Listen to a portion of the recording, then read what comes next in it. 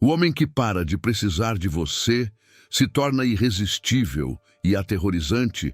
Existe um paradoxo que pouquíssimas pessoas conseguem enxergar a tempo, e quando finalmente enxergam, já é tarde, porque a pessoa que elas tentavam controlar já foi embora. O paradoxo é este: quanto mais você demonstra que precisa de alguém, menos esse alguém te respeita. Quanto mais você se esforça para ser aceito, mais invisível você se torna. Quanto mais você corre atrás de aprovação, mais ela foge. E quanto mais você suplica por atenção, seja de um parceiro, de um grupo, de um ambiente de trabalho, mais você se transforma em algo que as pessoas aprendem a ignorar sem culpa. Mas quando você para, quando você realmente para de precisar, de implorar, de se explicar, de correr, de justificar, de tentar convencer qualquer pessoa do seu valor, algo muda no ambiente ao seu redor. Não de forma gradual e discreta, de forma abrupta. As pessoas percebem, e o que sentem quando percebem não é indiferença.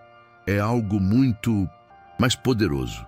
É um desconforto que não conseguem nomear, uma inquietação silenciosa que as faz olhar para você de um jeito diferente, com uma mistura de fascínio e leve medo que elas mesmas não entendem direito. Você não fez nada, não disse nada, não se tornou mais bonito, mais rico, mais famoso. Você simplesmente parou de precisar, e isso te tornou irresistível. Este vídeo não é sobre técnicas de sedução, não é sobre linguagem corporal ou truques de persuasão. É sobre uma transformação interna que, quando real, quando genuína, quando enraizada no mais profundo de quem você é, redefine permanentemente como o mundo se relaciona com você. É sobre a psicologia da desapego real. Não o desapego performático de quem finge não se importar enquanto por dentro está consumido pela ansiedade. O desapego verdadeiro. O estado interno de quem genuinamente construiu uma vida, um propósito e uma identidade tão sólidos que a aprovação dos outros deixou de ser combustível necessário para continuar existindo. Maquiavel passou a vida estudando onde o poder realmente mora, não nas palavras, não nos títulos, não na força bruta, mas na estrutura psicológica de quem o carrega. E o que ele observou de forma implacável nas cortes e nos campos de batalha da Itália renascentista foi que os homens que cairão são invariavelmente aqueles que precisam demais de algo que está fora deles, de aprovação, de afeto, de validação, de uma cadeira na mesa. E os que permanecem, os que acumulam poder real e duradouro, são aqueles cuja necessidade foi eliminada não pela frieza, mas pela solidez. Fique até o final, porque o que vem a seguir não é conforto, é clareza. E a clareza, às vezes, dói antes de libertar. Parte 1. Por que precisar é a forma mais visível de fraqueza? Vamos começar com algo que vai desconfortar muita gente, porque fomos treinados a acreditar o oposto. Desde cedo, o mundo nos ensina que mostrar necessidade é honestidade, que ser vulnerável é corajoso, que revelar o quanto você quer algo, o quanto você precisa de alguém, o quanto você depende de determinada validação, é uma forma de autenticidade que merece ser recompensada. Isso é verdadeiro em terapia, em contextos de cura, em relações construídas sobre uma base sólida de confiança mútua, genuína. Mas não é verdade nas dinâmicas de poder que operam em todo o resto da vida. Nas dinâmicas de poder, e elas existem em todos os ambientes sem exceção. No trabalho, nas amizades, nos relacionamentos amorosos, nas interações sociais mais casuais, a necessidade é a informação mais valiosa que você pode entregar ao outro. Porque quando as pessoas sabem do que você precisa, sabem exatamente como te mover. Sabem o que te faz correr. Sabem o que te faz parar. Sabem o que te paralisa de medo. E essas informações, conscientemente ou não, são usadas. não necessariamente com má intenção. A maioria das pessoas não manipula de forma calculada, mas a dinâmica existe de qualquer forma, porque o comportamento humano é guiado por incentivos, não por moralidade abstrata. Se você demonstra que precisa da aprovação de alguém, essa pessoa aprende, mesmo que inconscientemente, que pode modular o seu comportamento retirando ou concedendo essa aprovação. Você se torna previsível, manejável, controlável. E o que é pior, você se torna, aos olhos desse alguém, menos valioso, porque tudo que é abundante perde valor. E você acabou de demonstrar que a sua presença, o seu afeto, a sua atenção estão disponíveis mediante demanda. Não são escassos, não são raros, são, de certa forma, mendicados. Musashi entendeu isso na dimensão mais extrema possível. Num duelo, demonstrar necessidade de vitória, de sobrevivência, de provar algo ao outro, é o erro que precede a morte. O oponente que percebe que você está lutando por algo mais do que a luta em si, que está emocionalmente comprometido com um resultado específico, já encontrou a fissura pela qual irá entrar. Porque quem precisa de um resultado específico já cedeu parte do controle. O homem que não precisa de nada de você é imprevisível, porque você não tem alavancagem sobre ele. Você não sabe o que o faz ficar. Você não sabe o que o faz ir embora. Você não tem botões para apertar, porque ele próprio desativou todos eles. E essa imprevisibilidade, essa impossibilidade de ser completamente lido e completamente manuseado, é o que cria a sensação aterrorizante que envolve esses homens raros. Você os conhece quando os encontra. Eles não pedem sua atenção, não competem pela sua aprovação, não se explicam quando questionados, não justificam quando julgados, simplesmente existem com uma solidez que parece quase sobrenatural. E você, sem conseguir explicar porquê, sente que seria muito mais seguro tê-los como aliados do que como inimigos. Isso não é carisma, não é charme, é o efeito gravitacional de alguém que parou de precisar. Parte 2. A diferença entre desapego real e desapego performático. Aqui está onde a maioria das pessoas se perde. E é importante sermos brutalmente honestos sobre isso. Existe uma versão falsa de tudo que foi dito até agora. É a versão do homem que leu sobre desapego e decidiu performá-lo, que aprendeu que parecer indiferente é poderoso e passou a fingir indiferença enquanto por dentro está consumido pela ansiedade de saber se a performance está convencendo, que se recusa a demonstrar qualquer necessidade, não porque genuinamente não necessita, mas porque tem medo de que a necessidade o enfraqueça perante os outros. Esse homem é facilmente identificável para quem sabe olhar, porque o desapego performático tem uma qualidade de rigidez, de esforço, de controle tenso. É como alguém que está segurando a respiração. Funciona por algum tempo, mas a pressão acumula. E quando acumula, explode de formas que revelam tudo que estava sendo escondido. A explosão emocional repentina, a necessidade desesperada que emerge quando o script falha, a fragilidade que aparece precisamente no momento em que o outro decide testar. O desapego real não é uma postura, é uma consequência. É o resultado natural de ter construído algo por dentro que não depende de mais ninguém para existir. Um propósito que não precisa de aprovação para ter sentido. Uma identidade que não precisa de validação para se sustentar. Uma fonte interna de valor que não seca quando o mundo externo deixa de alimentá-la. A pergunta que separa um do outro não é: estou conseguindo parecer desapegado? A pergunta real é: se amanhã todas as pessoas que me admiram desaparecessem, o que restaria? Se a resposta for nada, você está performando. Se a resposta for eu mesmo, meu trabalho, meu propósito, minha trajetória, você está construindo algo real. Maquiavel fazia uma distinção semelhante entre o príncipe que governa pelo afeto e o príncipe que governa pela estrutura. O primeiro é vulnerável toda vez que o afeto se retira. O segundo persiste independentemente do que o povo sente, porque construiu sistemas que funcionam além das emoções do momento. Você precisa construir sistemas internos que funcionem além das emoções do momento, além da aprovação do momento, além da presença ou ausência de qualquer pessoa específica na sua vida.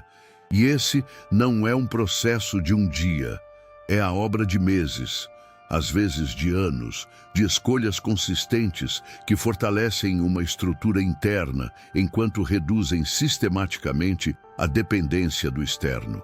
É o processo de deixar de se definir pelos olhos dos outros e começar a se definir pela consistência das suas próprias ações. Parte 3. O que acontece quando você para de correr? Existe um momento específico que muitas pessoas descrevem quando falam sobre essa transformação. Um momento onde algo se inverte, onde o padrão de toda uma vida, correr, buscar, querer ser visto e escolhido e aprovado, finalmente para. Não por decisão dramática, não por explosão emocional, mas por exaustão que se converte em clareza. É o momento onde você olha para o esforço constante de tentar ser suficiente para alguém, para um grupo, para um ambiente, e simplesmente deixa de fazer sentido continuar. Não de forma amarga, não de forma desesperada, de forma tranquila e irreversível.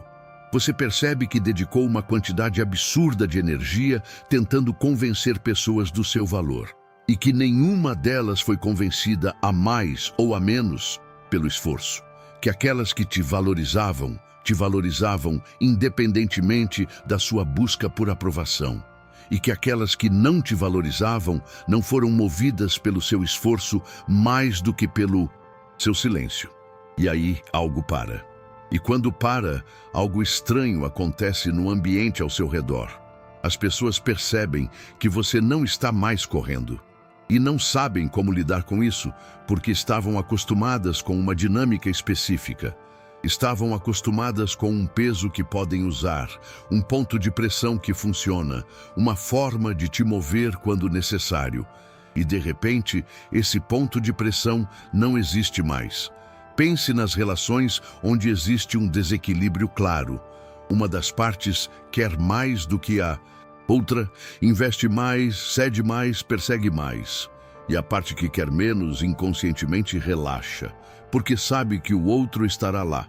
Sabe que não há risco real. Sabe que pode tratar com descuido sem consequências. Agora pense no que acontece quando a parte que estava querendo mais, de repente para. Para de perseguir. Para de ceder mais do que recebe. Para de construir uma relação sozinha enquanto o outro apenas ocupa o espaço. Não com drama, não com ultimatos. Simplesmente para, com a mesma quietude com que uma chama se apaga quando o ar é retirado. A parte que estava relaxada sente o vazio de forma imediata e desproporcional, porque agora há algo que antes era dado como certo e de repente deixou de estar disponível. E a mente humana atribui valor às coisas pela percepção de escassez, não pela qualidade objetiva delas. De repente, aquilo que era ignorado quando estava disponível em abundância se torna precioso quando começa a rarear. Isso não é manipulação.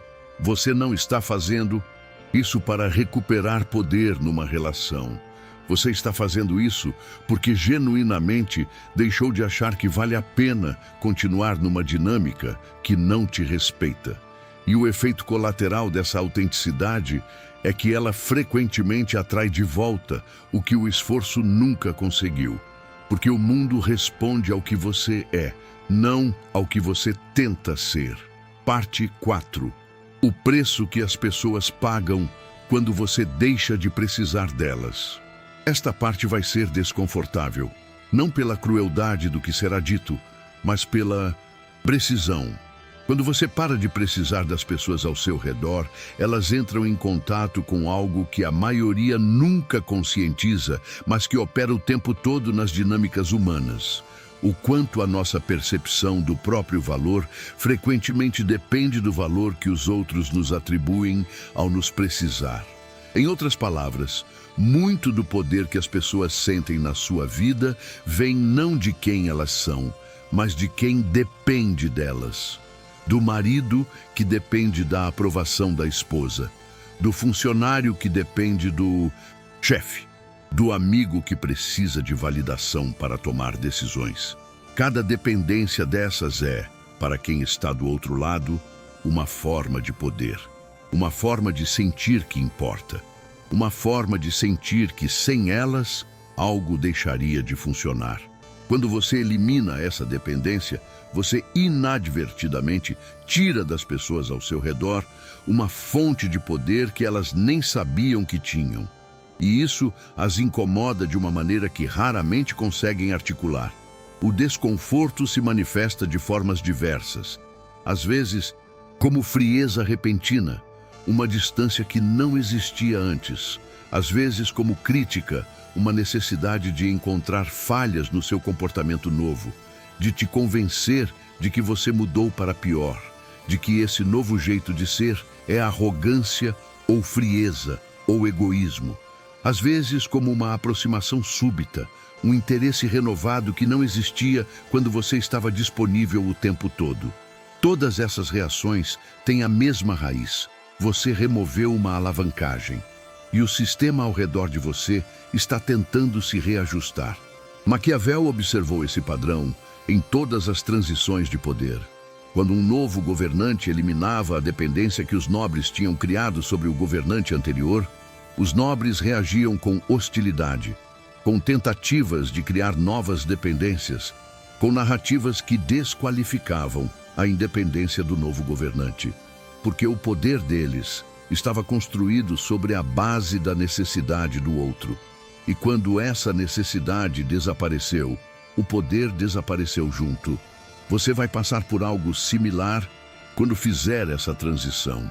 E é importante estar preparado, não com respostas, não com argumentos, não com justificativas, mas com a solidez suficiente para não ser movido pela pressão que virá, porque ela virá.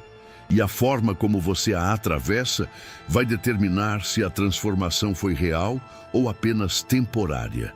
Parte 5. A anatomia do homem que não precisa de nada. Preciso ser preciso aqui, porque não precisar de nada soa clichê motivacional vazio se não forem especificados os contornos reais do que esse estado interno parece. O homem que parou de precisar não é frio, não é hermético, não é incapaz de se conectar, de amar, de se importar. Essas são confusões frequentes que surgem quando se fala sobre desapego e autonomia emocional. Ele é alguém que tem uma fonte própria de significado que não depende do espelho externo para funcionar, que tem um trabalho, um propósito, uma prática, uma criação que o ocupa de dentro para fora, não de fora para dentro, que acorda com um senso de direção, que não precisa que alguém valide para existir. Ele se conecta profundamente, mas a partir de um lugar de escolha, não de necessidade. A diferença entre os dois é enorme. Quando você se conecta a partir da necessidade, qualquer sinal de afastamento do outro ativa o alarme interno. Você entra em modo de busca, de recuperação, de conquista. Você perde o eixo. Quando você se conecta a partir da escolha, o afastamento do outro é informação, não ameaça. Você observa, avalia, decide. Não entra em parafuso. Ele tem limites que não precisam ser negociados publicamente. Quando algo cruza esses limites, ele se afasta. Não com discurso, não com punição dramática, com a mesma quietude com que remove da mesa um objeto que não serve mais ao propósito do momento. Ele não compete. Não porque se acha superior, mas porque genuinamente deixou de achar relevante o que os outros pensam sobre a sua posição relativa. Ele está numa corrida diferente, numa trajetória que não tem linha de chegada visível para os de fora. Então, comparações não ativam nele nem insegurança, nem necessidade de provar nada. E ele não se defende quando atacado.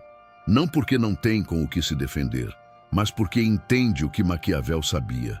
O homem que se defende está confirmando que a acusação tem peso suficiente para merecer uma resposta.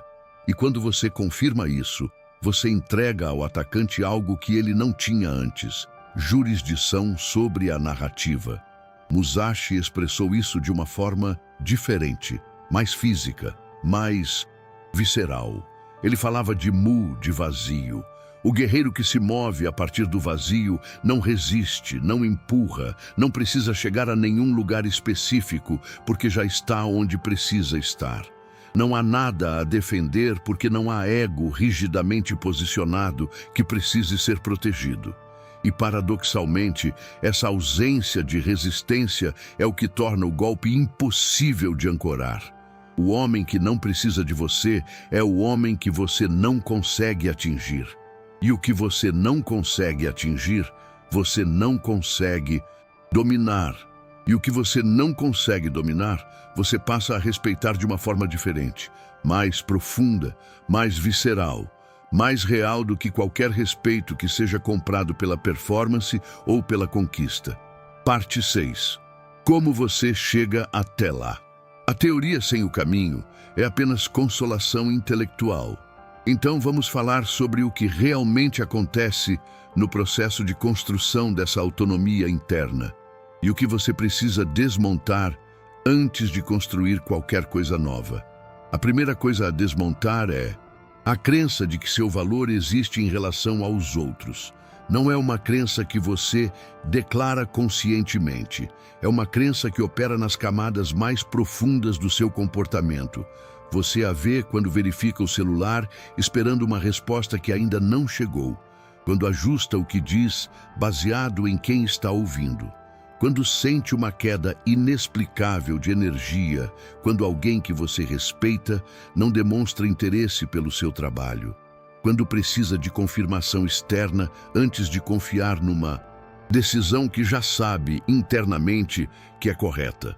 Todas essas são manifestações da mesma crença, de que o seu valor não é um dado fixo, mas uma variável que depende do mercado de aprovação externo.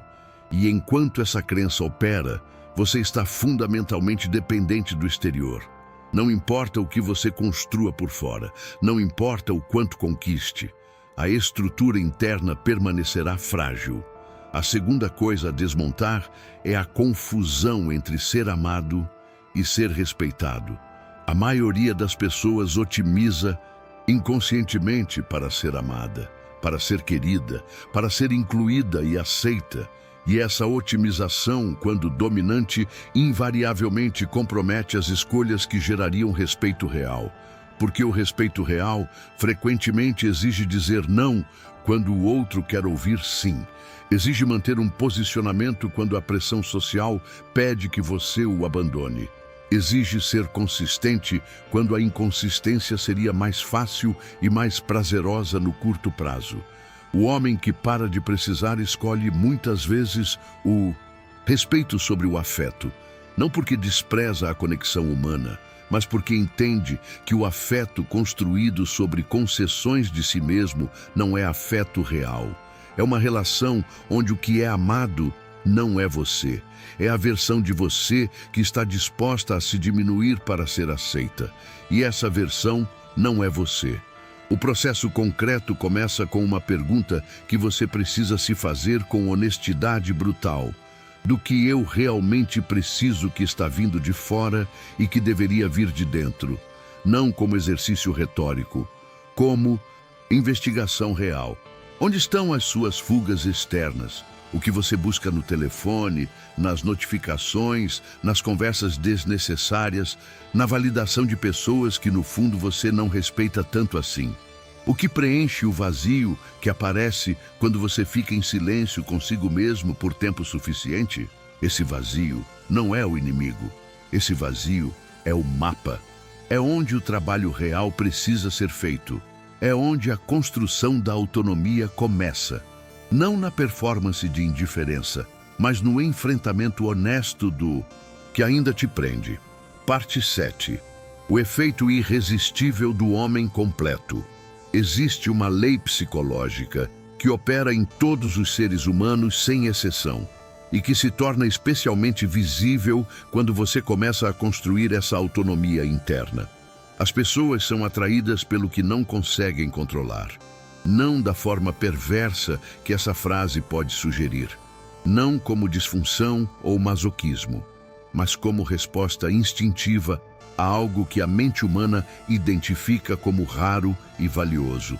Porque o mundo está cheio de pessoas controláveis, pessoas cujos botões todos conhecem, pessoas que respondem de forma previsível aos estímulos sociais usuais.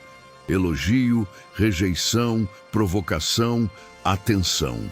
E quando você encontra alguém que não responde a nenhum desses gatilhos da forma esperada, a mente imediatamente sinaliza: isso é diferente, isso merece atenção, isso é potencialmente valioso de uma forma que ainda não consegui classificar. O homem que parou de precisar cria esse efeito de forma natural e consistente. Não porque está tentando criar, mas porque genuinamente deixou de responder ao que antes o movia. Nas relações, isso se traduz num magnetismo que desafia a lógica de quem está do lado de fora. As pessoas que antes te ignoravam começam a se aproximar. As que te tratavam com descuido começam a se reposicionar. As que nunca haviam te notado de verdade começam a perceber sua presença. Não porque você mudou externamente, porque você mudou internamente, e essa mudança interna se irradia para fora de uma forma que não precisa ser anunciada. Nos ambientes profissionais, o mesmo princípio opera. O colaborador, que não depende emocionalmente da aprovação do chefe para saber o que vale, que executa com a mesma qualidade, independentemente de feedback imediato, que não entra em colapso quando um projeto falha e não infla quando um projeto dá certo, se torna um tipo de profissional que líderes identificam como raro e buscam ativamente. Não pela performance isolada, pela estabilidade, pela predictabilidade estrutural de alguém cujo desempenho não oscila com o clima emocional do ambiente. E nos círculos sociais mais amplos, a autonomia interna cria uma qualidade de presença que é difícil de definir, mas imediata de sentir. É a qualidade de alguém que não precisa da sua conversa para ter valor no dia, mas que escolhe estar presente nela. E essa escolha, porque é claramente uma escolha e não uma necessidade, confere à sua presença um peso diferente. Você está aqui porque quer estar. E isso, num mundo onde a maioria das pessoas está em todo lugar por medo de ficar em lugar nenhum, é extraordinariamente raro. Parte 8. O que ninguém te conta sobre o caminho. Preciso falar sobre o lado que os vídeos motivacionais geralmente pulam. Porque o processo de construção dessa autonomia tem uma fase que é genuinamente difícil, e não estar preparado para ela é o que faz muita gente recuar no meio do caminho e interpretar o recuo como confirmação de que a mudança não é possível. Quando você começa a reduzir a dependência externa, quando começa a deixar de buscar aprovação, deixar de se justificar, deixar de correr, haverá um período onde você se sentirá mais só do que antes. Não porque as pessoas ao seu redor se afastaram, mas porque você, ao deixar de buscar, criou uma distância que é um efeito colateral direto da sua própria mudança. As conversas que antes você mantinha por ansiedade de pertencer deixam de ter sentido. Os ambientes que frequentava por medo de exclusão deixam de ser toleráveis. As Dinâmicas em que você era o que mais cedia deixam de ser aceitas de forma passiva. E quando você começa a sair dessas conversas, desses ambientes, dessas dinâmicas, o espaço deixado parece solidão antes de parecer liberdade. É importante saber que esse espaço é necessário, que a solidão que você sente não é ausência de valor, é ausência de ruído. E quando o ruído diminui o suficiente, você começa a ouvir algo que estava sendo coberto o tempo todo, a sua própria voz interna. O que você realmente pensa sobre as coisas, o que realmente te importa, o que você realmente quer construir. A direção que é genuinamente sua e não uma resposta ao que os outros esperam. Musashi passou anos em retiro, longe das cortes, dos duelos, dos títulos. Não por humildade, por necessidade de construir, porque entendeu que o guerreiro que se move o tempo todo nunca tem oportunidade de se aprofundar no que realmente é. A imobilidade, o silêncio, a solidão não eram fraqueza, eram a fornalha onde a espada era forjada. A sua solidão, se você tiver a coragem de atravessá-la em vez de fugir dela para a próxima distração, a próxima busca de aprovação, o próximo esforço de impressionar alguém, é a mesma fornalha. Não é o fim de algo, é onde o que você está se tornando é fundido.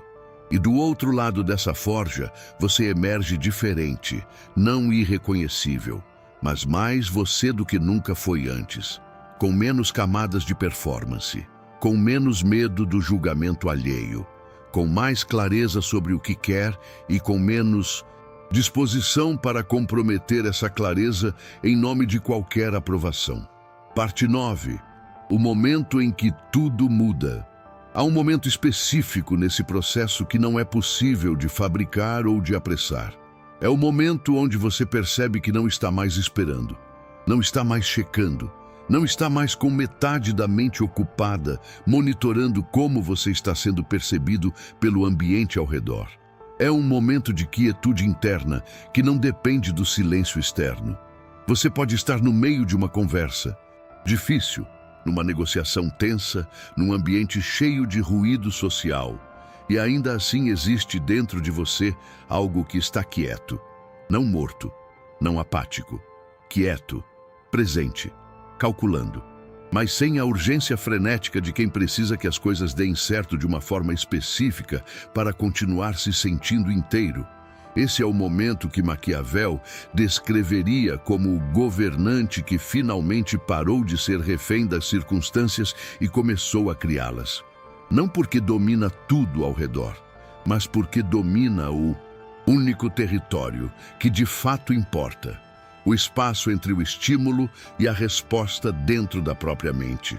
E quando você chega a esse momento, o mundo ao seu redor percebe, sem que você diga nada, sem que você mude de postura, ou de tom de voz, ou de modo de se vestir.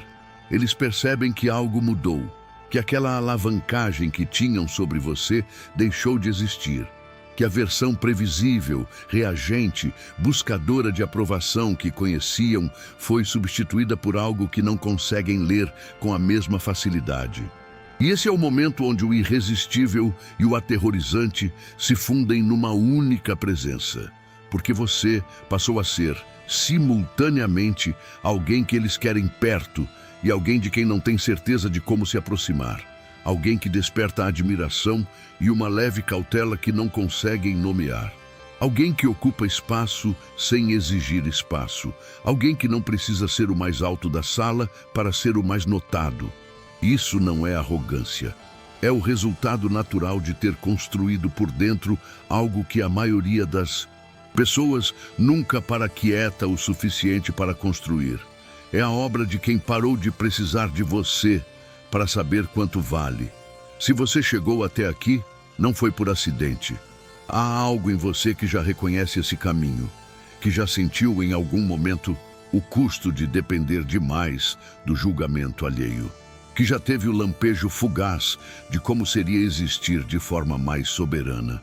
Esse lampejo não é uma ilusão, é uma memória do que você pode se tornar quando para de investir tanta energia em ser aceito e começa a investir na construção de algo que não precisa de aceitação para existir.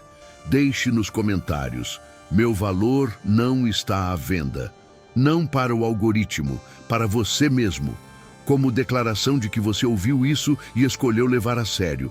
Neste canal não há fórmulas fáceis, não há atalhos para a versão de você que o mundo não consegue mover. Há apenas clareza. A clareza que liberta depois de doer. A clareza que transforma depois de desconfortar. A clareza que, uma vez que você a vê, não deixa mais de ver. Isso é o começo. O resto depende unicamente de você.